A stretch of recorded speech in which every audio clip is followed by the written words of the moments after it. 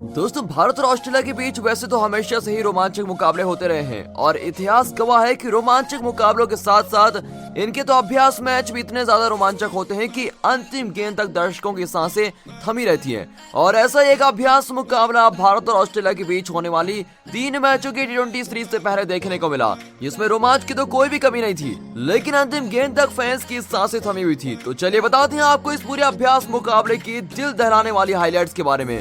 लेकिन उससे पहले आप सभी को क्या लगता है, रोहित शर्मा और ग्लेन मैक्सवेल में कौन एक बढ़िया सिक्सर किंग है? नीचे कमेंट करके जरूर बताइएगा।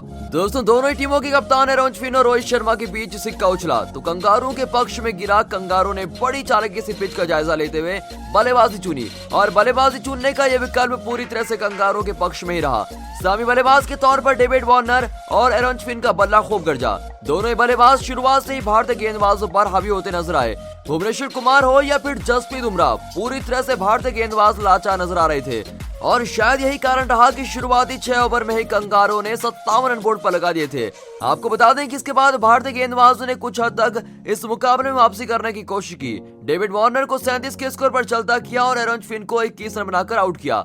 उसके बाद तो कुछ हद तक मुकाबला भारतीय टीम की गिरफ्त में जा गिरा था, लेकिन मिचेल मार्श ने बीच में मोर्चे को संभाल रखा और ताबड़तोड़ बल्लेबाजी करते हुए टीम को 10 ओवर में ही 99 रनों तक पहुंचा दिया।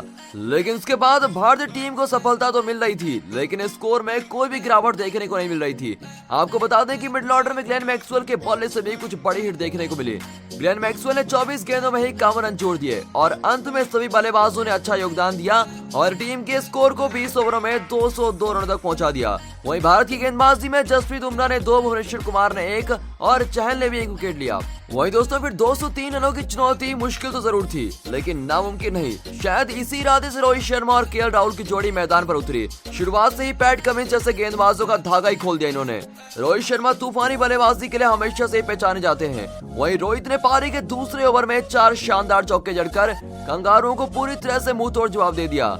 अब कप्तान एरन फिन के चेहरे पर दबाव साफ दिखाई दे रहा था, तो वहीं राहुल ने भी उनका भरपूर साथ देते हुए चौथे ओवर में 49 रनों तक टीम के स्कोर को पहुंचा दिया। उसके बाद राहुल 19 रन बनाकर पहले विकेट के रूप में आउट हुए। रोहित और कोहली की बल्लेबाजी को देखने में फैंस हमेशा ही उत्सुक रहते हैं और यहाँ पर भी दोनों ही बल्लेबाजों ने एक से बढ़कर एक शानदार शॉट्स का नजारा पेश किया और टीम का स्कोर पहुंच चुका था 8 ओवर में 83 रन। लेकिन उसके बाद रोहित शर्मा 31 गेंदों में 50 रन बनाकर आउट हो गए। हालांकि नंबर 4 पर बल्लेबाजी करने आए सूर्य कुमार यादव ने आज सभी को निराश किया और सिर्फ 4 के स्कोर पर ही एलबीडब्ल्यू आउट हो गए।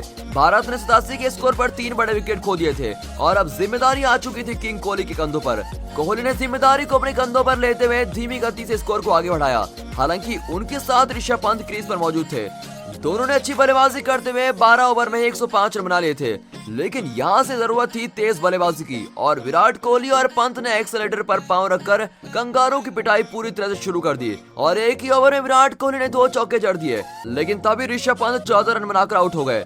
दोस्तों, मैच पूरी तरह से फंस रहा था, लेकिन हार्दिक पांड्या और विराट कोहली ने अच्छी बल्लेबाजी करते हुए दबाव को पूरी तरह से कम करने की कोशिश की। विराट कोहली 37 गेंदों में अपना अर्ध तक पूरा कर चुके थे और 16वां ओवर में टीम का स्कोर 141 रन हो चुका था। लेकिन इसके बाद गेंदबाजी करने आए एडम जाम्पा और उनके एक ही ओवर में हार्दिक पांड्या ने 3 छक्के जड़कर मुकाबले में फिर एक बार नई जान फूंक दी थी।